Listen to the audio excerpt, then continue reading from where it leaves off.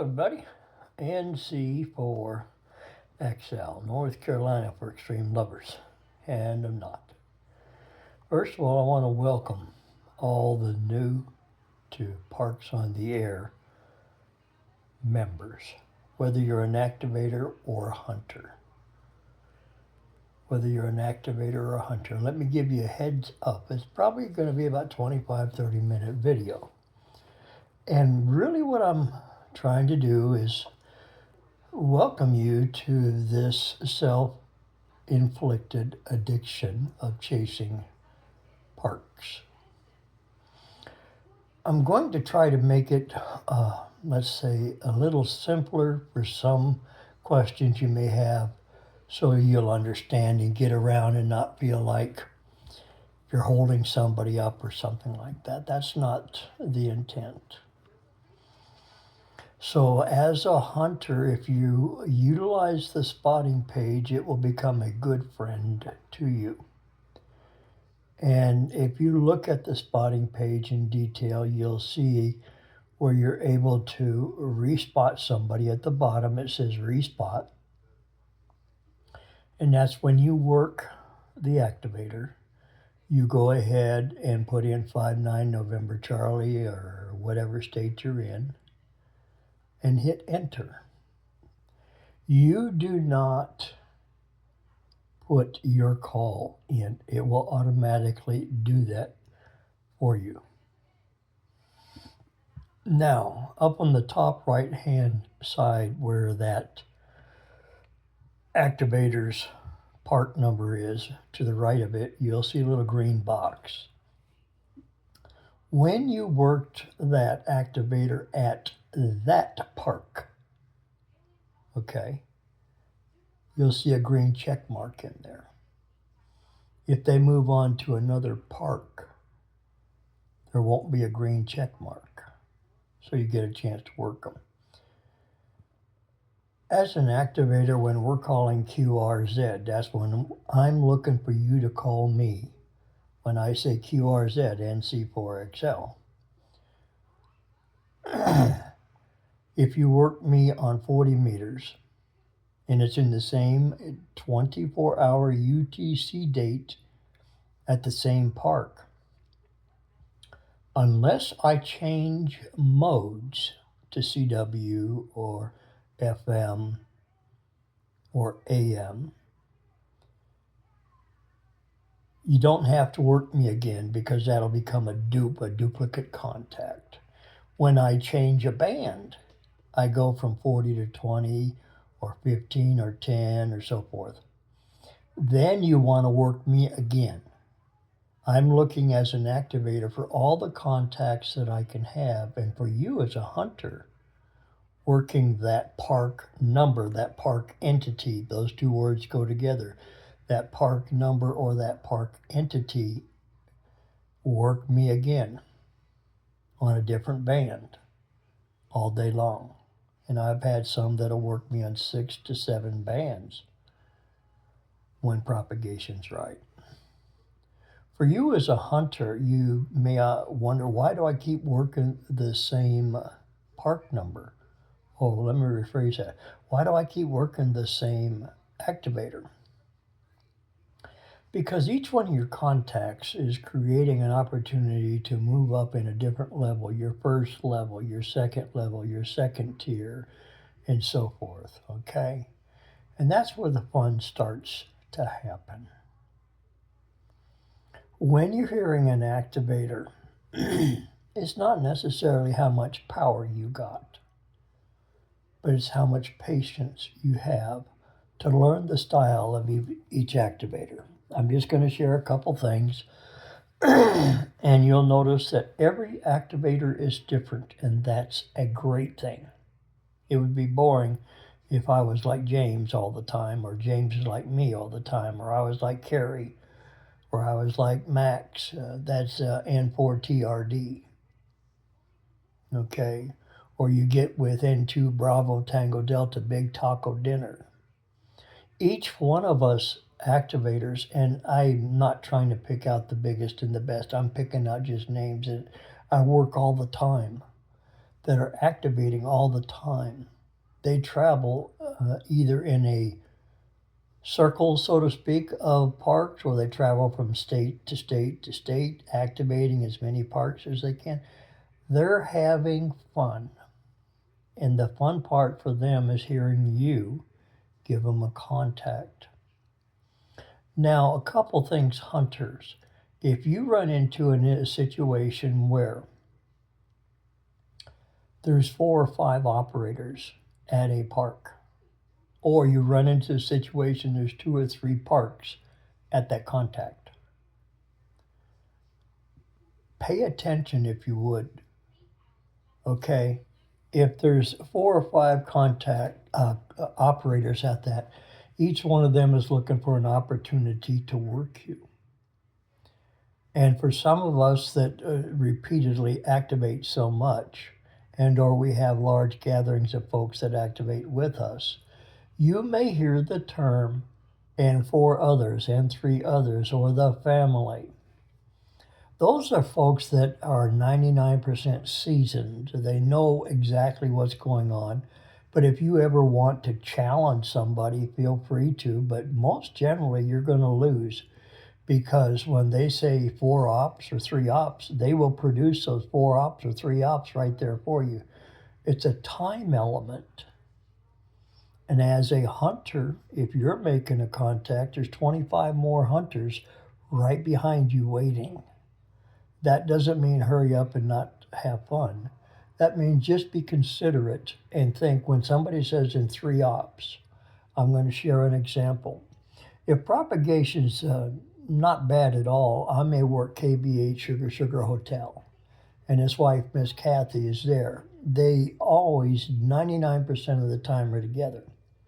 So when I work them, I'm expecting to hear her. But Mike may say, and put Kathy in the log, both ops.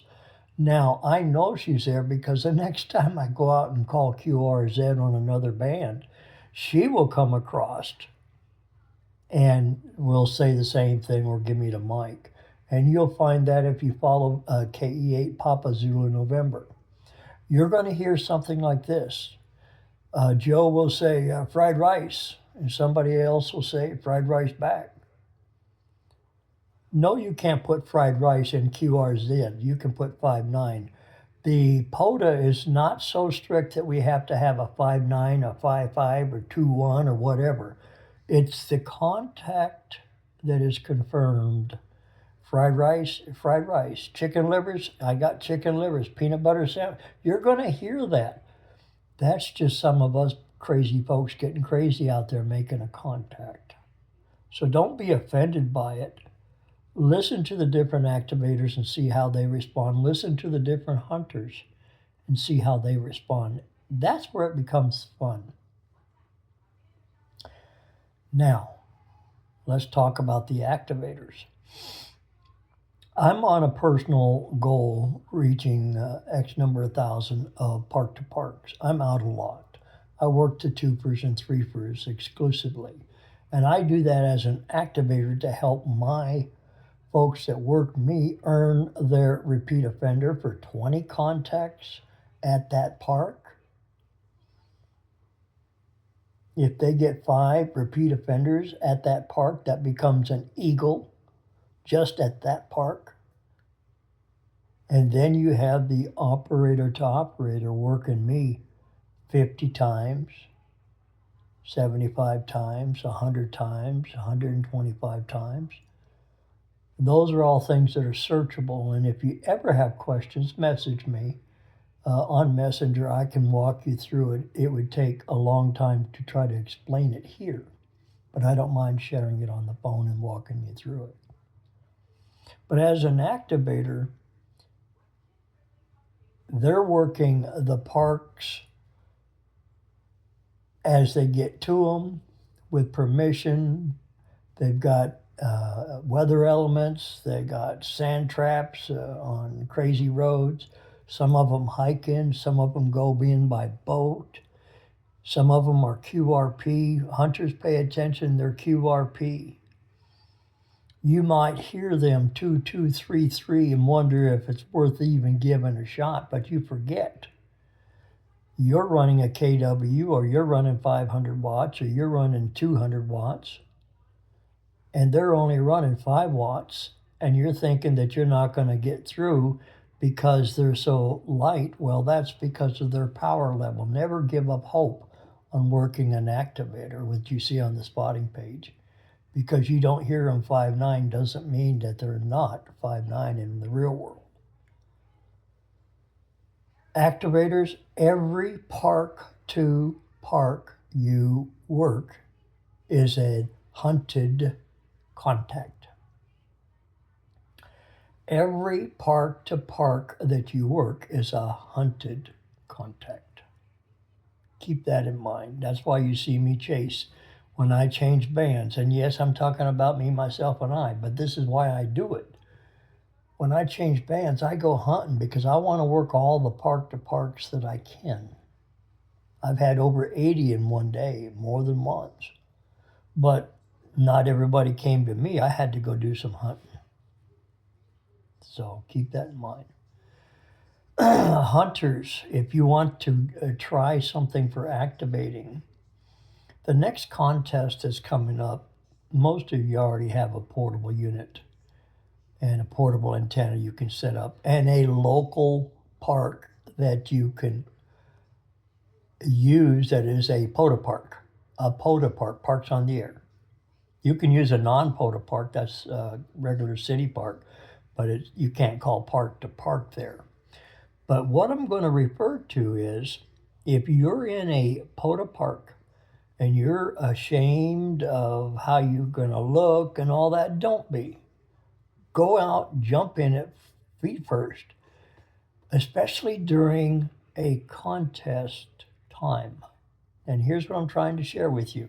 If you want to get your first activation done, and there's a contest weekend coming up, or a contest during the week, work the contesters, but do not worry at all about giving them your park number. They don't care. They don't care about what radio you're using or what antenna you're using. A contester focuses on getting the number of contacts with the proper whatever you have to give them, and continuing on. And more than likely, you'll never hear from that contester again, because all they're looking for is that quick contact. Well, for you on Parks on the Air, if you wanted to do your very first activation without having to get on the spotting page, yes, it sounds crazy, but go to your park and start working the band. If it's 20 meters, start at one end and work your way to the other end. All you're hunting for is the contesters. Make the contact, give them the report they want, log it, go on to the next. And you can do that on 20, 40, 15, and 12. I think you can do it on 12, depending on some of the contests.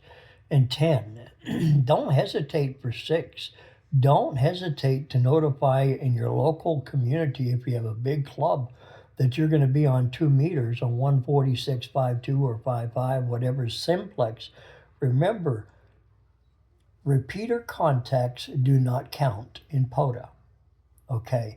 But there's nothing saying you can't go to the club and say, hey, guys and gals, I'm going to 5.2 simplex. Please meet me over there. Give me a call.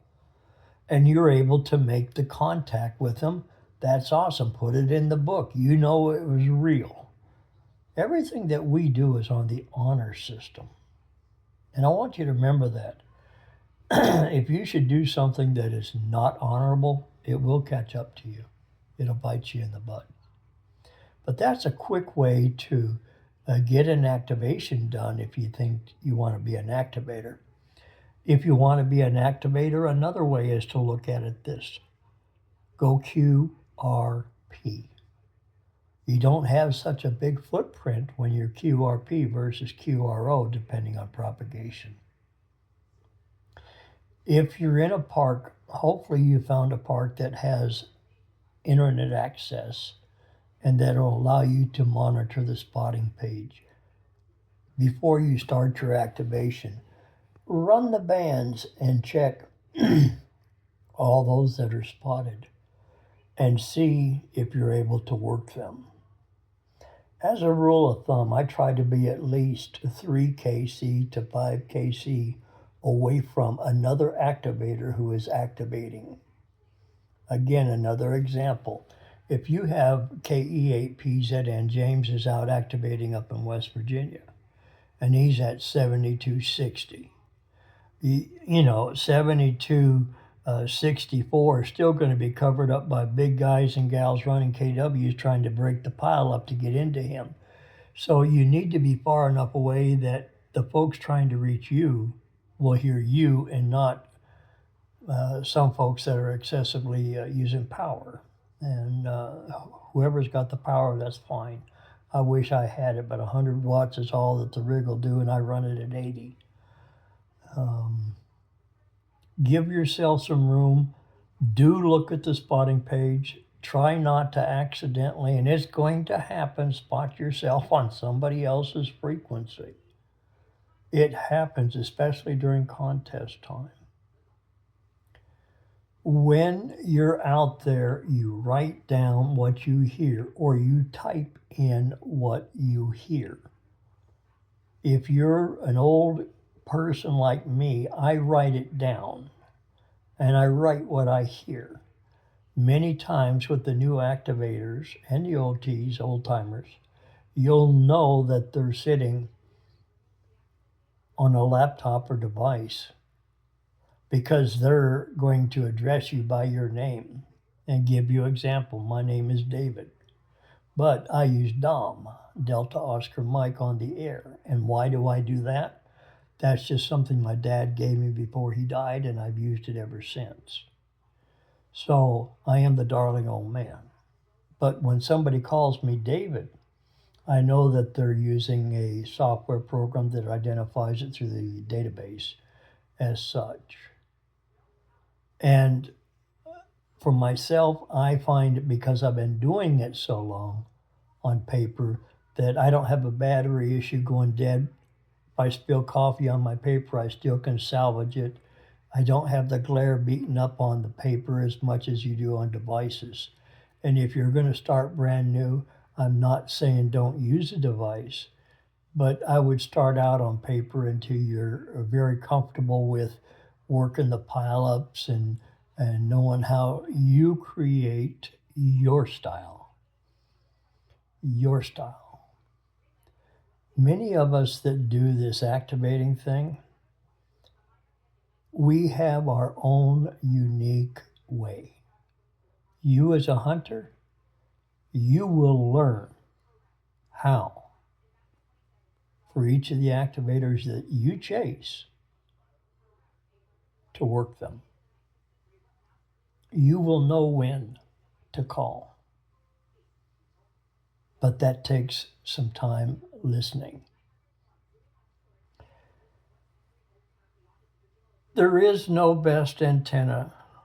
There is no best radio. There is no best logging software.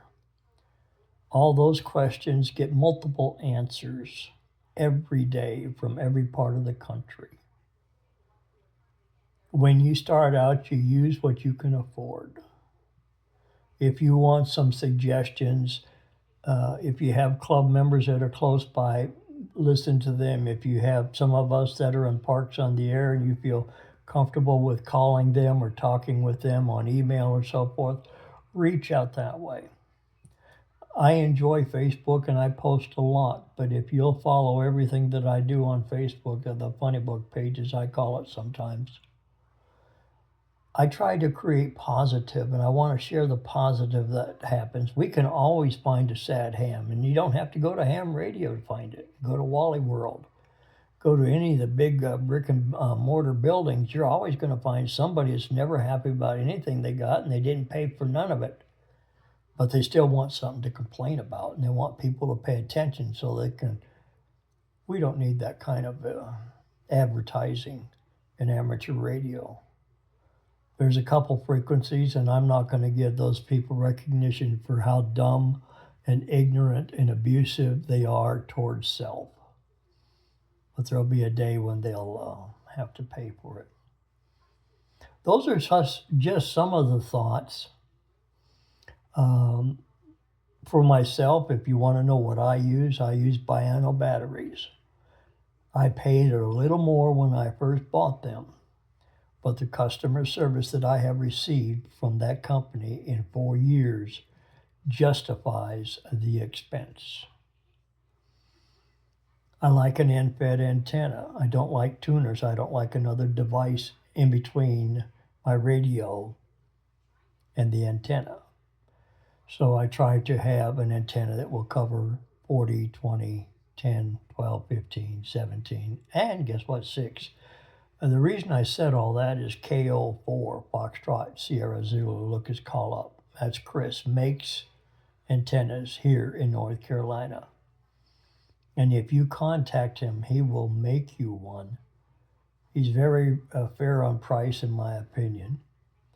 But many of us use his antenna, and many of us will put it in a sloper configuration. I normally run between 35 and 60 feet up, depending on how good my arm is to swing my fishing pole with a 3-ounce sinker, or I have a modified golf ball that goes up and over and comes down. That works for me, but you'll, again, ask that question, what's the best method of getting your line up in a tree? You have to use your head, common sense, a soda bottle, fill it up with water, a slingshot, whatever way works for you. But keep in mind that if a law enforcement agent hears a kapow of a compressed device that projects things up in the air, they might have something to say. I don't know, but I don't want to be around to find out. You folks, if you have listened to this entire video, I wanted to say thank you. I appreciate you. Like an opinion, part of the body, we all have an opinion. We all have that part of the body, but the things that we try to share here are to help you to learn how to do the things that you want to do with Parks on the Air and create fun and the challenges that you set up or that you chase by getting on the awards page and looking it over and asking questions about it. Don't necessarily ask them on Facebook. Find somebody that you're comfortable with talking to. You'll probably get a faster and more reliable answer. Again, I appreciate you. You have a super one, and we'll look for you on the air. Hopefully this has been helpful. November Charlie for X-Ray Lima, North Carolina for Extreme Lovers. And don't forget our club call, November Charlie for Papa Oscar, Portable Operator, Eastern Carolina Portable Operators, 73.